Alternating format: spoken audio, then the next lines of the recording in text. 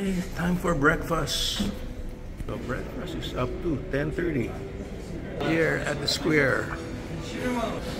Here, so far, nice ambience. So you can even have a private room.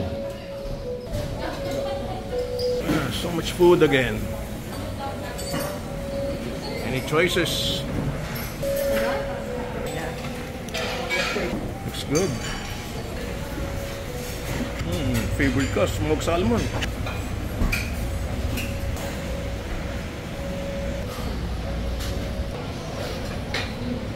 Okay, ito yung food ko. Grabe, ang sarap. May bulgogi, may kimchi, at spicy.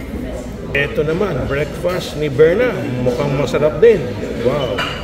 Grabe, lahat ng food niya. Masarap lahat. Yan, no? Masarap ng bulgogi, Berna. Grabe, ito yung talagang tunay na masarap. Balikan ko to. Okay, let's go. Sarap ng pagkain, Berna. Pinapaalis na ang mga tao dito bago mag 10:30.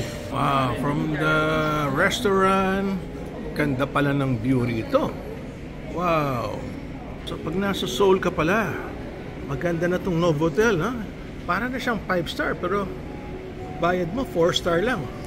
Bakit kaya meron siyang Eiffel Tower sa gitna? Ano yung purpose niyan? Meron pang waterfall sa likod niya, oh. Ganda. Okay, so after breakfast, back to the room to chill out.